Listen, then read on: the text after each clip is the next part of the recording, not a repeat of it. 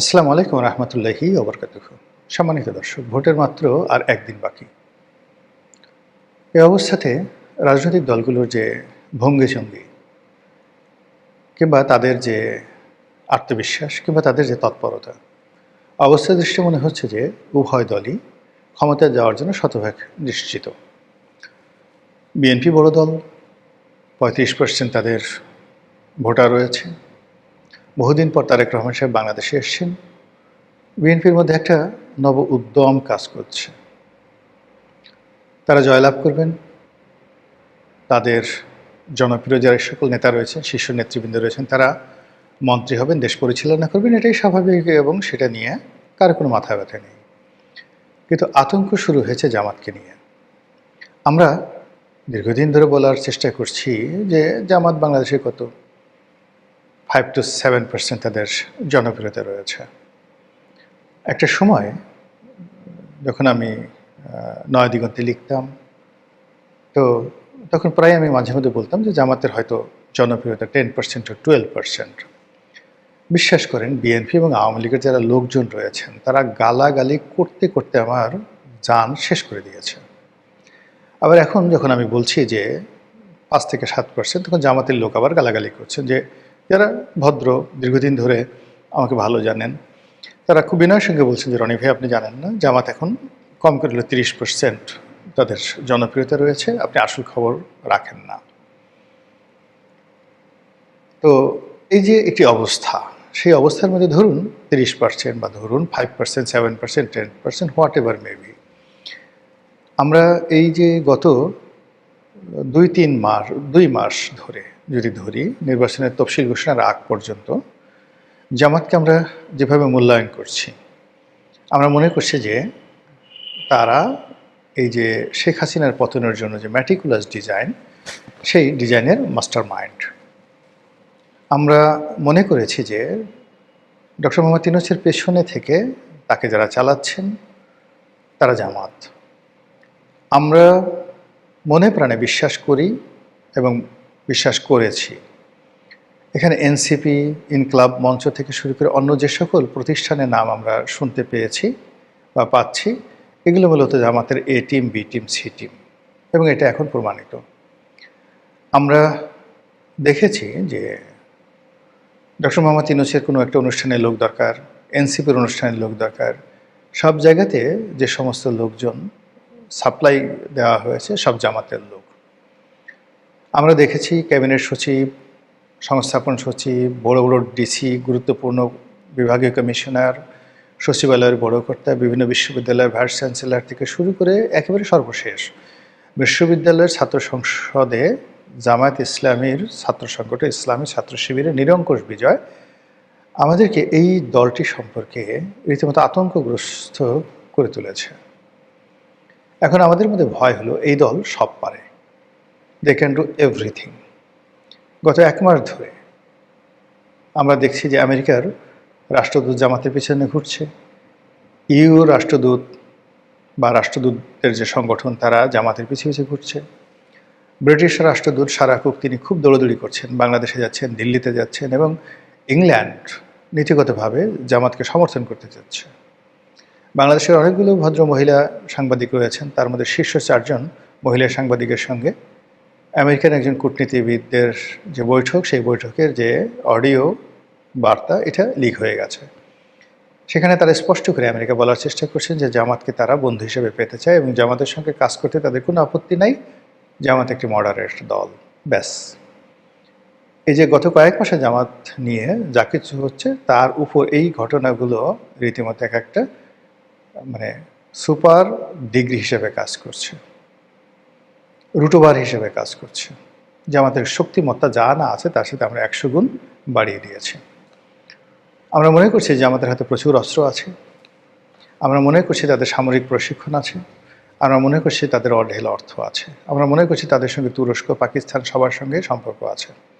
আমরা মনে করছি তারা যেভাবে একটি ম্যাটিকুলাস ডিজাইন করে গুপ্ত সুপ্ত হয়ে আওয়ামী লীগের মধ্যে যেভাবে তারা লুকিয়েছিলেন, আওয়ামী লীগের বাপও টের পায়নি, মাও টের পাননি, এবং আওয়ামী লীগে ধীরে ধীরে ধীরে ধীরে একেবারে ক্যান্সারের মতো, ক্যান্সার যেভাবে মানে একটা মানুষের শরীরে সব কিছু চুষে খায়, ঠিক সেইভাবে আওয়ামী লীগকে একেবারে ফানুস বানিয়ে ছেড়ে দিয়েছে।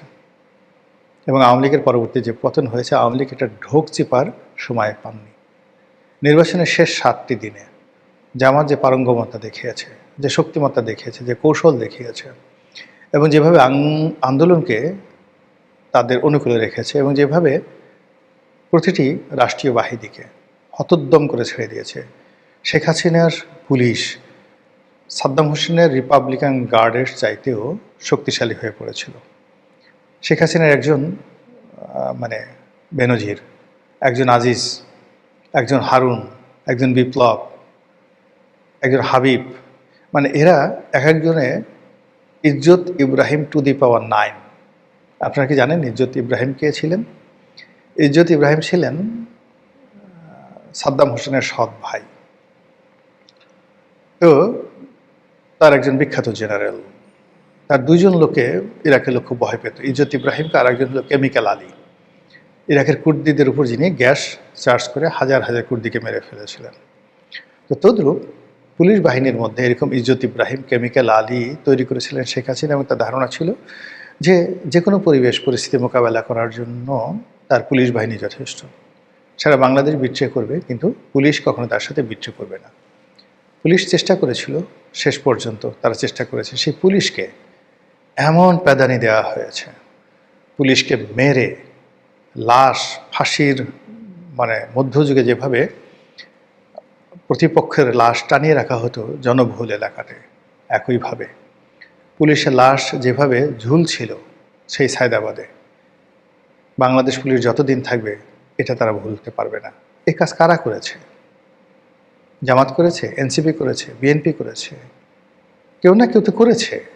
এই কাজ আওয়ামী লীগ করেনি, নাকি পুলিশের লোক করেছে, হোয়াট এভার মেবি, যারা মাস্টার মাইন্ড দায় তাদের উপরই বর্তাবে। এরপর ধরুন থানাগুলো যেভাবে পোড়ানো হয়েছে, যেভাবে অস্ত্রগুলো লুট করা হয়েছে, যেভাবে একটার পর একটা সরকারি অফিসগুলোতে আগুন লাগিয়ে দেওয়া হয়েছে, যেভাবে আওয়ামী লীগের লোকজনদের মনে রীতিমতো মৃত্যু ভয় জাগিয়ে দেওয়া হয়েছে, তারা শুধুমাত্র সীমান্ত পাড়ি দেওয়ার জন্য পাগল হয়ে গেছে। অনেক বড় বড় আওয়ামী লীগ নেতা তারা কাণ্ডজ্ঞান হারিয়ে পাহাড় অতিক্রম করতে গিয়ে হার্ট অ্যাটাক করে মারা গেছেন। বেশের মধ্যে শামসুদ্দিন চৌধুরী মানিকের মতো মানুষ এতটা ভীত সন্ত্রস্ত হয়ে পড়েছিলেন যে তিনি সীমান্ত পাড়ি দিতে গিয়ে ধরা পড়ে সে কী কাণ্ড, তার বিশি ঠিসি সব ফাটিয়ে ফেলা হয়েছে, লাথি দিয়ে পুরো তার অন্ডকোষ ফাটিয়ে ফেলা হয়েছে, তাকে একেবারে মানে যাকে বলা হয় রাস্তার ফকিরের মতো একটা কলাপাতার উপর তাকে শুয়ে রাখা হয়েছে সেই সময়টিতে। তো এই যে কাজগুলো হয়েছে, যারাই করেছেন, প্রথম কয়েকদিন বিএনপি বলার চেষ্টা করেছে আমরা করেছি, তারপরে ছোট ছোট রাজনৈতিক দল তারা বলার চেষ্টা করেছে আমরা করেছি, জামাতও বলার চেষ্টা করেছে আমরা করেছি, আমরা ম্যাটিকুলাস ডিজাইন করেছি, এনসিপি বলার চেষ্টা করেছে। কিন্তু এখন পরিস্থিতি এমন অবস্থা হয়ে গেছে, কেউ আর এখন ম্যাটিকুলাস ডিজাইনের অধিকর্তা হতে চাচ্ছেন না, কেউ আর এখন মানে সেই মাস্টার মাইন্ড হতে চাচ্ছে না। কিন্তু ঘটনা তো ঘটে গেছে, সিরিয়াস ঘটনা ঘটে গেছে। এবং আপনি জানেন যে রাষ্ট্রে যখন কোনো একটা ঘটনা ঘটে, রাষ্ট্রযন্ত্রে কোনো একটা ঘটনা ঘটে, ওটার প্রতিশোধ 100 বছর পরে হলেও সেটি নেওয়া হয়। বাংলাদেশে যা কিছু হয়েছে, কড়ায় গন্ডায় প্রত্যেকটি জিনিস এটির প্রতিশোধ নেওয়া হবে। আওয়ামী লীগ যে ভুলগুলো করেছিল, অন্যায়গুলো করেছিল, গুণাগুলো করেছিল, আপনি দেখেন সেগুলো কড়াই গন্ডায় তাকে পরিশোধ করতে হচ্ছে। বিএনপি যে ভুলগুলো করেছিল 2001 থেকে 2006, সেই ভুলের দায় তাদেরকে এখন নিতে হচ্ছে। এখনও তাদেরকে আন্তর্জাতিক টাইম ম্যাগাজিনে খাম্বা তারেক হিসেবে তাদেরকে অভিহিত করা হচ্ছে, তাদেরকে চাঁদাবাজ, তাদেরকে মানে গ্যাং চাঁদাবাজ, মানে এত সব বাজে বাজে শব্দ তাদের সম্পর্কে ব্যবহার করা হচ্ছে। এর অর্থ যে রাজনীতিতে প্রতিশোধ পরায়ণতা খুব বেশি, এবং এটা এমন একটা সেক্টর যেখানে কেউ কাউকে ক্ষমা করে না। সেই অর্থে সেই 2024 সনের জুলাই মাস থেকে আজ পর্যন্ত যা কিছুই বাংলায় ঘটেছে, প্রত্যেকটা জিনিস সেই ফিরে আসবে।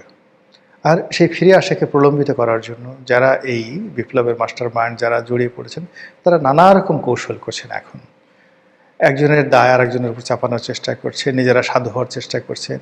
এই কৌশলে সবচেয়ে এগিয়ে আছেন যারা, তাদের মধ্যে জামাত প্রধানতম। এনিওয়ে, জামাতের যে অবস্থা, সেই অবস্থাতে সেই দল ক্ষমতায় আসবে বা 10টা আসনে জয়লাভ করবে, এটা আমাদের যারা রাজনৈতিক বিশ্লেষক তারা কখনো মনে করতেন না।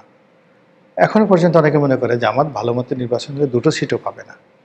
কিন্তু যে আতঙ্ক সারা বাংলার মানুষকে তাড়া করছে যে জামাত ক্ষমতায় চলে আসবে, কীভাবে আসবে? ম্যাটিকুলার ডিজাইন করে আসবে। যেভাবে আওয়ামী লীগকে তারা মানে তাড়িয়েছে, যেভাবে আওয়ামী লীগের পতন ঘটিয়েছে, যেভাবে তারা কোর্ট কাছারি অফিস আদালত থেকে শুরু করে সব জায়গাতে গত 17 মাসে তারা দাপট দেখিয়েছে, যেভাবে তারা ডক্টর মোহাম্মদ ইউনূসকে পরিচালিত করেছে, একইভাবে তারা নির্বাচন পরিচালনা করবে। আর আপনি যদি যুক্তির বিচারে এই জিনিসগুলো মূল্যায়ন করেন, তাহলে আপনাকে তো অবিশ্বাস করার কোনো রিজন নাই, আপনাকে বিশ্বাস করতে হবে। তো সেই দিক থেকে জামাত যদি বিজয়ী হয়, তাহলে কে হবেন প্রধানমন্ত্রী, কে হবেন মন্ত্রী, কে হবেন অর্থমন্ত্রী, কে হবেন প্রেসিডেন্ট, এগুলো নিয়ে নিঃসন্দেহে আপনার কৌতূহল থাকতে পারে। কিন্তু আমি নিশ্চিত জামাতের যারা কর্তা ব্যক্তি তারা তাদের মজলিসের শুরা থেকে শুরু করে অন্যান্য জায়গাতে এই বিষয়গুলি তারা খোলামেলা আলোচনা করে রেখেছে। এবং যেহেতু তারা একটি রেজিমেন্টেড ওয়েল প্ল্যান্ড রাজনৈতিক দল, কাজেই তারা প্রতিটি বিষয় আলাপ আলোচনা করে কার জন্য কোন শেরওয়ানি লাগবে, কার জন্য কী ধরনের সুরমা লাগবে, কার জন্য কী ধরনের পোশাক পরিচ্ছদ লাগবে, কেমন গাড়ি লাগবে, কে কোন মন্ত্রণালয়ে বসবেন ইত্যাদি বিষয়গুলো তারা কিন্তু অনেক আগেই সিলেক্ট করে রেখেছেন। এখন যদি প্রকৃতি অনুকূলে থাকে, তারা যে বিশ্বাস করে সেই বিশ্বাসের জায়গাটা যদি পরিপূর্ণতা হয়, তাহলে বাংলাদেশে হয়তো আপনার আগামীতে যে জামাতের সরকার দেখবেন, সেটা দেখে যদি আপনারা টাসকি খান, আশ্চর্য হয়ে পড়েন, চিৎপটাং হন, এবং আমি নিজেও যদি হয়ে যাই, আশ্চর্য হওয়ার কিছুই থাকবে না। আসসালামু আলাইকুম রহমতুল্লাহি ওয়া বারাকাতুহু।